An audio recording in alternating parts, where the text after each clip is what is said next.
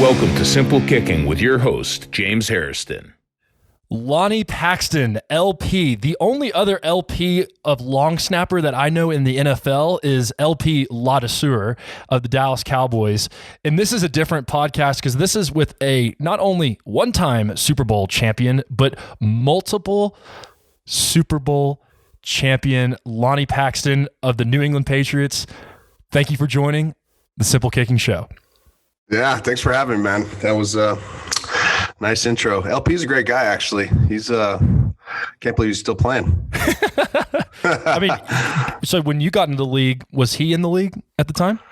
No, he came in a few years after me, but yeah, just in the various times playing, my kickers used to always call me LP. And then, when we all meet at the beginning of the, like warmups and stuff, he's like, wait, I'm LP.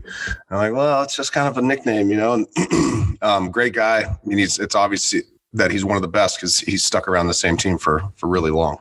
That is impressive, isn't it? Yeah. Because the NFL stands for not for long. Yeah, until you F it up, basically. So 12 players in the history of Sacramento State football have made it to the NFL. And we just touched on, it's hard to stay in the NFL. But how do guys like you come from lower division schools and make it and also have sustainable careers?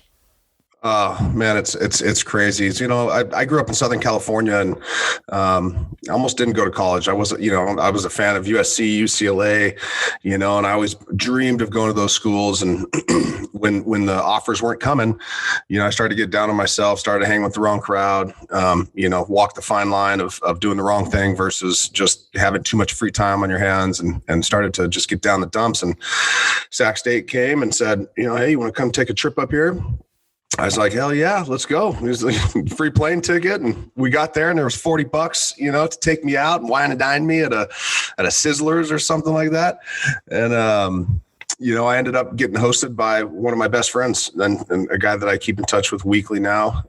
And he got a shot in the league, ended up not making it due to injury, but going up to a small school like that, it was all about friends, football, being on your own. We weren't very good. So it was like, you gotta work hard to keep your position and make a name for yourself because the team was struggling. So, I had a great group of offensive linemen that I always hung out with, called the Hammerheads. And we got a tight end from San Diego who came up via junior college. And a couple of those guys were getting looked at by scouts. And, these big colleges, you get 100 scouts at a practice. We'd get one every 2 months, and it's like, hey, there's a scout over there. That's the guy, let's see if I can go do some push-ups next to him or throw some balls around him or something. So he sees me and, that's where it started. And it's kind of a funny story. I could go on forever, but I got the chance and made the best of it. Were you a full-grown hammerhead at the time? Or, you're a massive human being. When I got to college, I was 220 and I came home for, I think, Christmas break. My freshman year, I was like 265. So, hammerheads were just pouring, every cheap carbohydrate and protein and beer all down our necks. And were you primarily a long snapper at Sac State, or were you also in the O-line? Well, that's what got me there, but I started on offensive line my second year. So I didn't redshirt because they needed a snapper. And you see the snapper over there just throwing wobblers back there. And I was like, that's who you got long snapping? And I was up taking a trip for a lineman. And they're like, why, can you long snap? I was like, give me that ball. So I threw like 8 heaters at the assistant coach and they literally stopped practice. And like, hey, coach, John Volek, you got to come check this out. And he's like, show him what you just showed me. And I threw a couple strikes and he's like, you want to start in the fall? So I didn't redshirt. I was able to get up there and get going. You went from Sac State as an O-lineman. You go back there, snap a couple lasers, a newfound absolute expertise. Right? Well, I was doing it in high school as well, but that's when you're just like, I'm playing offensive line, you're playing defense. It's like, oh God, all right, it's fourth down. I got to snap and just run down there. It wasn't like my job. And it ended up getting me to college and getting me to the pros. So then, but what's that transition like? Okay. Sac State, have a nice career. You go undrafted. You get a couple workouts. So how was that jumping off the high board and landing in the pool of the NFL waters? Well, again, one of those crazy stories, so that buddy of mine, his name's John Osterhout, who's now the head coach at American River Junior College. There's one football floating around the town because a guy who was a year or two older than me was trying to catch on as a long snapper. He was a linebacker, so he went into camp, I think with the Vikings, and he went home with a ball. So he had an NFL ball.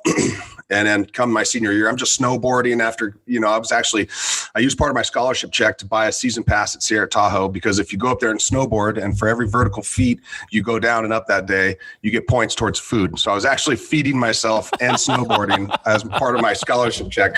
And I'd come home and there's no cell phones and emails and stuff. It's all answering machines. So I get home tired from the day, and it's like, hey, bring your football down tomorrow. There's going to be some scouts here. You got to work out. And, one time it was Mike Tice. One time it was Steve Mariucci. Excuse me. And they'd send everybody through the natural workout. You run the 40, do the bench test, do some footwork drills, and be done. And they'd be like, hey, that guy can long snap over there. Hey, Paxton, pull out your ball. Let's throw some snaps. So John Osterhout and I, because the hammerheads are all buddies, we'd always be barbecuing and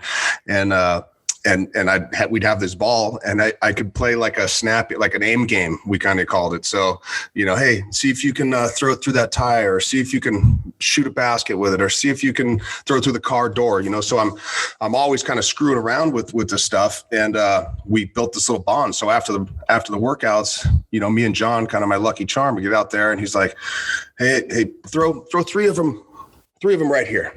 And then I throw them right there. He's, hey, LP, throw two of them down here, like a low ball. And I'd throw them there. And he's like, all right, now give me 5 good ones. I'd give him 5, like just rockets. But then I remember the Patriots scout, or one of the scouts was like, hey, do you have an agent? And I was like, no, do you know how to get one? Like, help me out here. So we ended up getting an agent because the head coach, John Volek, his son, Billy Volek, who was a quarterback for a long time, we were coming out the same year. And so we got the same agent, who wasn't even a player's agent. He was a real estate agent. So he basically just signed whatever contract was given to us. And, but we got on a team. We got a free plane flight and a T-shirt. And so you are in Foxborough. You get on a flight. You're in Foxborough, and it's early 2000. Yeah, I mean, the draft happened. My parents came up. Nothing was going to happen. There's no way I was going to get drafted.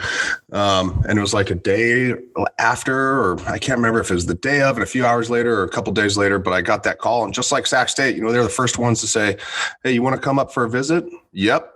You want a scholarship? Yep. Like, I ain't turning you down. And the first one to do that was the Patriots. So, that the rest is history. And that history is what I want to talk about. This is Lonie Paxton. He's a former long snapper for the New England Patriots for about 10 seasons, and then you played for the Denver Broncos. You now are on the most epic dynasty, probably in professional sports, over the next decade. I mean, the city in general. I mean, the city, just Titletown in general. I mean, the Sox started winning. We were winning. The Celtics got one. The Bruins got there a few times and didn't win till later. But, that first half of, 2000, 2010 was pretty good. But the year 2000, was kind of a wash. It was Belichick. He was taking over a team from Pete Carroll. I think when we came back in 2001, there was 30 guys left from the roster, or 25 guys left from the previous roster. So it was all new faces, guys like Mike Vrabel, Larry Izzo, drafted Matt Light. People came in from other teams and got rid of a lot of the old Patriots. And that year was 9/11. That year, Coach Dick Rabine died in training camp, who was the quarterback's coach. Then Drew Bledsoe gets hurt and Tom comes in. The year we go play the Steelers after the Snow Bowl and the Raiders, but there was no break after the Steeler game. It was just literally right to New Orleans and playing the greatest show on turf. And, it all happened so fast. It's crazy. Speaking of happening fast, a lot of the listeners here that, tune into the podcast were born in 2000. What is happening to time, LP? I don't know. You're telling me. I got 4 kids now. They're all under 8 years old. And I feel like it was just yesterday. Me and my wife were taking random vacations when we were just dating. But that's what makes story time fun. Although time does happen quick, it kind of ripens the story, right? You can't, no one likes to have wine that's brand new. It's got to be aged a little bit, right? That's right. So, and being part of a Belichick regime, you don't have time for storytelling. You're always looking at the next game, the next play, the next snap. I mean, even in my career after football, I felt like I was getting fired every day. Like if I didn't have a good day that day, or like I missed an email, or, a deal didn't go through, I feel like I could get fired. And I think that's helped me in my post career, but you didn't have time to embellish those stories because you're kind of living in it, and I was like, I'll talk about this stuff, when I'm retired for the second time and my kids want to watch 3 games to glory and watch the Snow Bowl and all that stuff. So John Carney was on last week's podcast and he talked about an epic onside kick story from Super Bowl with the Saints when they played the Colts and involved Thomas Morstead. And you just talked about Belichick. You talked about future Hall of Famers and specialists that you've been homies with. These stories are rife. Which one comes to mind from a kicking and snapping perspective? Maybe there's a punt. I mean, there's so many of them. There's ones that you don't want your kids to know, for sure. There's the fun ones. Vinatieri taking me under his wing as a rookie. I tried to, he was taking me out. We stopped at a gas station. I was like, hey, I'll help put $5 in for gas. And he's like, dude, I've played 6 years in the NFL. Like, keep your freaking money. Like I'm sitting there thinking I got to share a gas tank with the guy just because he's, lending me a ride, things like that. And then you got the plays, some of the plays. I mean, we were playing in Denver. I was playing for the Patriots Monday Night Football in Denver, and we came back and it was the fourth quarter. I think it was under 2 minutes left. And we were down by 6 points. And was it 6? We're down by 4 points. So we're backed up punt, and Belichick pulls me over to the side. He's like, hey, throw this thing into the 8th row. And I was like, all right. So, we've practiced this before. It's like a fast safety. You don't want to take the chance of having the punter catch it and drop it in the end zone or whatever. But so I did that because I could snap at 35 yards. So I just freaking hucked it and it hits the goalpost, and people think it's a live ball, but it had just hit the goalpost and everyone's like, oh man, look how accurate the snapper is. He's crazy. Pinpoint precision. He can hit the goalpost. And I was just trying to throw it into the 8th row, like you said. So we go down. So we punt for the safety, and then the returner misjudges the ball. So now it goes over his head, rolls back to like the 10. We tackle him on the 15, make them punt, come down, score a touchdown to win the game on Monday Night Football. And we get back, and on Monday it was like, we always got to go out and run, stretch the legs out, and we get out there, and Bill's like, Paxton, let's see if you can do that again. Just like hit the goalpost and no one's running. I'm like, oh boy, pressure. So of course I chuck it, miss the goalpost, and everyone's got to sprint. I was like, oh man, way to put me on the spot, Bill. So were you nervous to hit when he said go put it eight rows into the stands, or were you less nervous than maybe one of your game-winning snaps? Just throw it as high and far as you possibly can. I think we're on like the 2. So you don't even have to block anybody, because there's the situations where you want to hold the guys. Because if they call a 5-yard, if they call a holding penalty, then they do the play over and you burn that time. But then there's the fast safety where you want to actually take no time off the clock. And what easier way to do that than just like throw it out of bounds, behind you. So this is Lonie Paxton, and he's coming up sharing some epic stories. Some gold is being mined right now. Lonie, do you feel it? I feel it. I'm coming at you hot. You and Tom Brady have a couple of the same jewelry boxes, I believe. I got about half as many as he does, but yeah. Yeah, but hey, you share some of the same jewelry, some of the hardware. Yeah. And a couple of those rings wouldn't have been in his box nor yours without you doing your job. Well, yeah, I mean, complete team effort. I mean, I'm just a snapper, right? For me, it's 8 and 15 yards every time. Don't throw it over their head. Don't dribble back during a field goal. Don't hold on a stupid, a play. Don't miss a block to get a punt blocked. We took pride in it. I had a good mojo with my punters all the time. They'd save me a little bit. Playing in the weather was extremely tough. I mean, I remember playing in Buffalo. It was like 35, 40 mile an hour gusts and it's snowing, it's like snowing sideways. And to just throw a straight ball, you had to actually throw it outside his body so it would come back into his hip. And, and it's just extremely tough conditions. So, that's what I think the Patriot way is like when it's time for you to show up. And there's those other times you just got to do your job and someone else will show up. But, if one guy doesn't do it, then nothing works. And it's so cliche, but it's something that's been ingrained in me. And, I took pride a lot in what I did. And I got to watch some of the greatest athletes in the world do the best things, live their dreams too. And what did you learn from the greatest athletes? What did you learn from? It doesn't matter. There's no names that we're dropping here unless you want to, but there was other players on the team that exuded the Patriot way out of their playbook. Which guys did you take plays from? There's a lot of them, work hard when no one's looking. If you're just doing it when someone's looking, you ain't doing it for the right reasons. Some of these guys in between, I remember like Rodney Harrison got in and Junior Seau got here and guys would, in between periods when it's not an offensive period, some of the offensive linemen are just kind of sticking around, and then it goes back to an offensive period and the second stringers come out, they go back in, they do their thing. But, when Rodney got there, him and Willie and Bruschi and these guys teamed up. And like I said, Junior, and they were running sprints in between their period, to keep their legs flowing, keep their conditioning up. And it's like, no one's telling them to do this stuff and they're just doing it. And then it kind of like, it's spread. And then now you got the whole team doing it, whole offense, whole defense, specialists.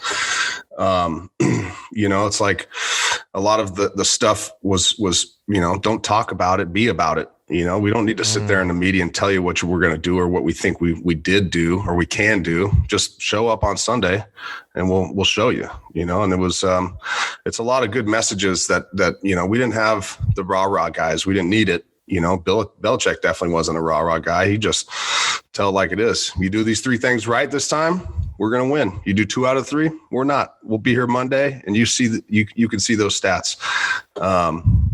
And no one was safe in the film room, so there was nowhere you could ever hide. If you had a bad play, whether it's Tom, Tedy, myself, Adam, Willie, whoever, even called out Junior Seau in a team meeting. It was like, come on, you can't do this, kind of in this Belichick voice. Uh-huh. But it evened the playing field. No one was a superstar inside the locker room. When you get outside, that's when the media and the fans, pick up whoever they want to pick up, beat down who they want to beat down. But in the locker room, everyone was the same. Do your job. Yeah. And your specialists, you did your job. Your holder, who was your favorite holder, by the way, to work with? Gosh, I had 2 really good ones. When I got there, Lee Johnson in 2000, he was like in his 17th season. And I had never had a great holder in college. So seeing the way these guys could hold the ball and spin it, and I never practiced getting laces in college. Something I learned when I got there. I couldn't block very good on punts, and they had me after practice one-on-one with a 200-pound linebacker just either blowing me up or running around me, and I'd have to do it 30, 40, 50 times after practice, one-on-one. But Ken Walter got there after Lee Johnson, and Ken was like a ball boy for the Cleveland Browns and knew Belichick from back then. And they always liked lefties. So all my holders, punters were always a lefty, and they always had a little quirk to them. So like Lee Johnson, he was a great holder. Then I got Ken Walter, who was probably the best holder I'd seen ever. I mean, he could catch a snap one-handed and put it down and spin it with just his fingers. Wow. And then Josh Miller came in from Pittsburgh after Ken left, and he was, I'd put him right up there too. And so, those I'd never seen anyone like Lee, but then when I did see the best, I kind of knew that there was a difference there in little things that they do, and whether they'd open up their hips a little bit more to make it more like a catching stance, or, give you a nice big target, pull their chest up and adjust to you. Like they worked with me to help get me laces. Every time I would put my feet in a certain area and hold it a certain way, and we'd work on it. We'd slow it down, watch tape on it, and it became a science. And they took pride in what they did, so it rubbed off on me. And you know what's funny about the whole rubbing off? Like I was recently at a combine camp, and the snappers are they're like I'm trying to figure out what the word is, but they're almost like the regulators. You guys are so good at establishing rhythm, establishing a sense of calm, a sense of confidence, that I know with Reed Ferguson, when I played with him at LSU, knowing that he was so rock solid, and maybe that's what Adam felt. Maybe that's what Lee Johnson felt with you, that you really set the tone for the operation.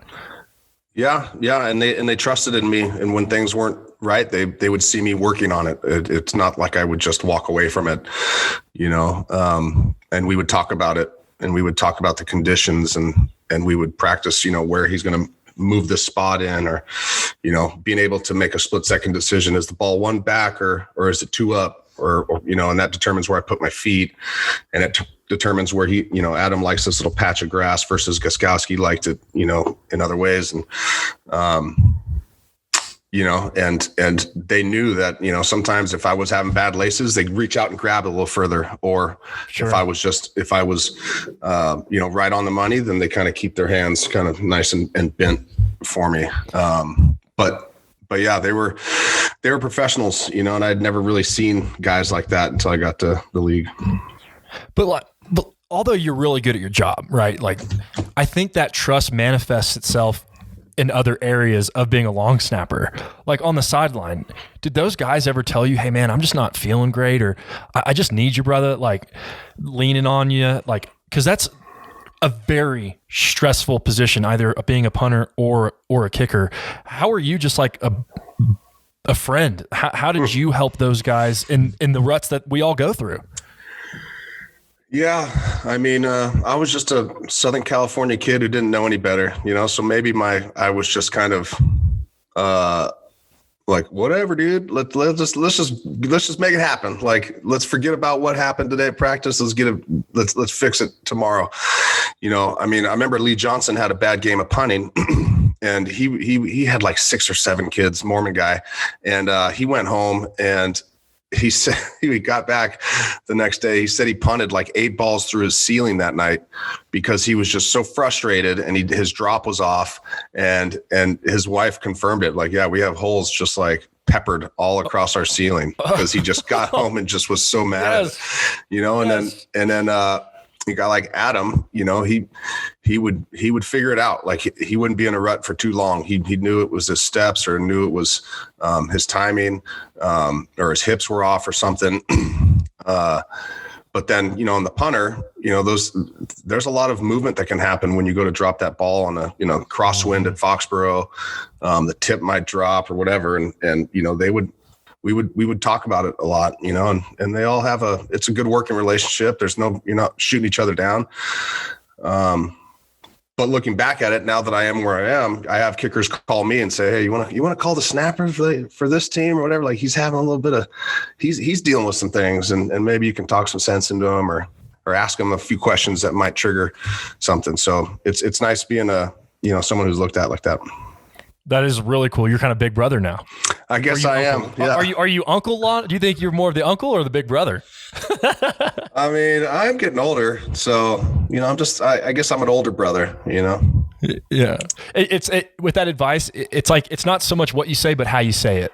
Yeah. But it sounds like you're out there still having relationships with guys in the league. Yeah, I mean, I came down to John's thing and worked with a few guys down there, a few guys trying to snap in the league, and I've had Cardona call me, or guys from other teams, Morgan, just chat, because I still kind of keep in touch with those guys, and Prater. I mean, when I got to Denver, Prater was like, he was everywhere, man. He he was just tough on himself.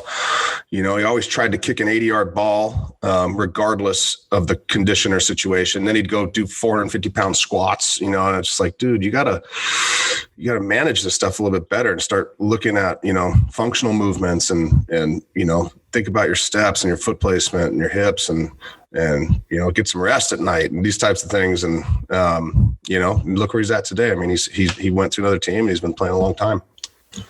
So it's that Southern California chill, that Southern California, like, hey man, just let it go, brother. All good, bro. It's all good. It's all good, man. I mean, you got this smile. I mean, if anybody, you got to follow Lonie Paxton because you've got this infectious smile about you, brother. And like, I'm only meeting you on a Zoom call right now. I mean, we are socially distanced as far as we can possibly be.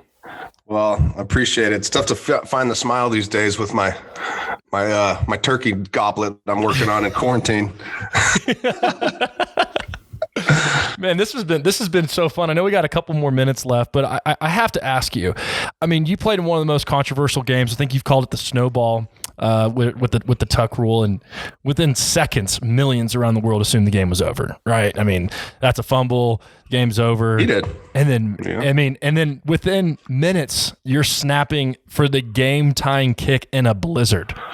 Yeah, I mean, it's so crazy. I mean, like I said, Southern California kid. I had people at my house for that game. My college buddy, who was kind of my lucky charm, my old offensive line coach, my girlfriend at the time, and they're all, they're crushing beers like at like noon, and the game's later, and I can't sit around on game day. I'm just like, I'm pacing. I some guys will go to the mall, or some guys will like go out to lunch. Like I was very like, let's just get there and let's just make it happen. Like I was at the game before anyone ever was. And they're like, why are you here so early and all taped up? And I was like, I don't know. That's my mojo on game day. Just stay out of my way. Let me do my thing.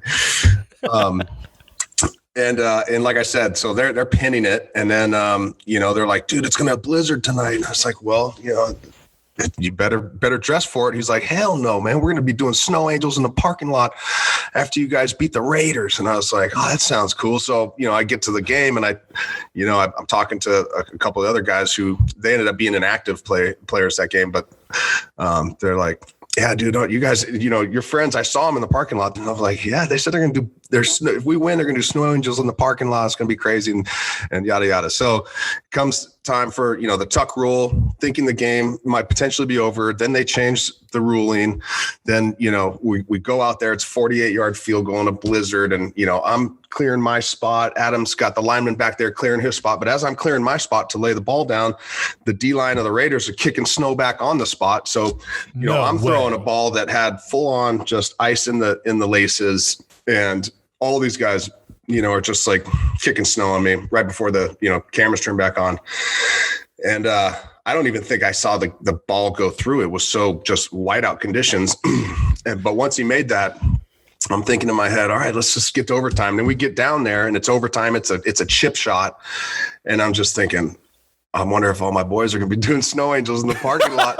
And it was like, screw it, I'm going to do one after. So as soon as I snapped it, I ran down, did the snow angel in the end zone, while everyone's celebrating. I'm sitting there just mugging up. And it became like this thing. It was the last play in Foxborough Stadium.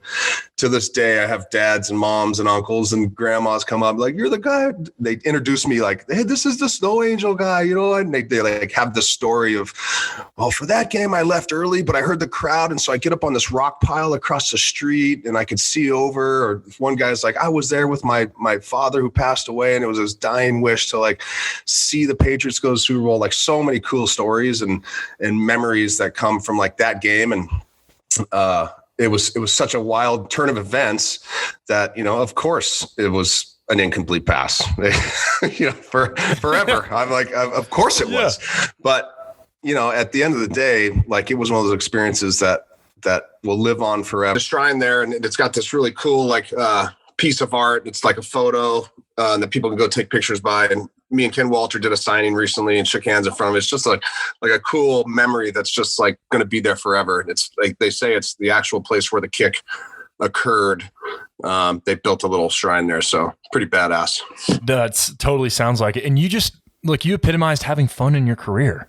I mean, although you were a professional, there was a straight boundary of like, look, I've got to chill and dissociate from this. Otherwise, you wouldn't have been able to do the snow angels. You would have been too rigid. Yeah. Well, I had fun, man. I had fun, but I made a good choice by not actually living in the city of Boston, and I lived closer to the stadium. So I don't know if I would have played that long of a career if I lived in a fun town like that. Well, like Reed Ferguson said, whenever you're on a team, you don't want them to cut you for anything other than on-field performance. Right? Like, cut me because I suck at snapping. Don't cut me because I'm a knucklehead. Right. Yeah. And there's plenty of opportunities out there. But there's, had a good circle, played with some really good veterans, and, you don't want to let those guys down either. So last two questions here. How does a kicker or a punter make a long snapper like him? Reed Ferguson's answer was buy him food. Oh man. When I was a rookie, Adam befriended me. He liked me from that get-go. And then, kind of returned the favor as I became a cornerstone of his career, helped, he brought me to the Pro Bowl and got us nice things when it was like snapper gifts. So, for me, it's just showing love any way I can and working my ass off for those guys. Yeah. And final question here. You're still you're now in your NFL post retirement life. You're still showing love. You're still out there.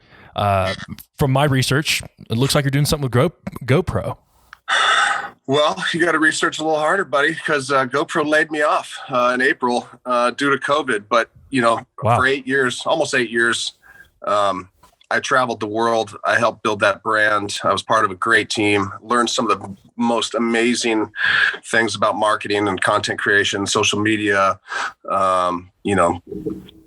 production and everything. So it's actually been really, I would say, a blessing in disguise, because now I'm working for a couple brands, kind of consulting for 3 brands that are on rocket ships, and they're really leaning on me for, my professional sports expertise, but also helping build this brand globally like GoPro. So,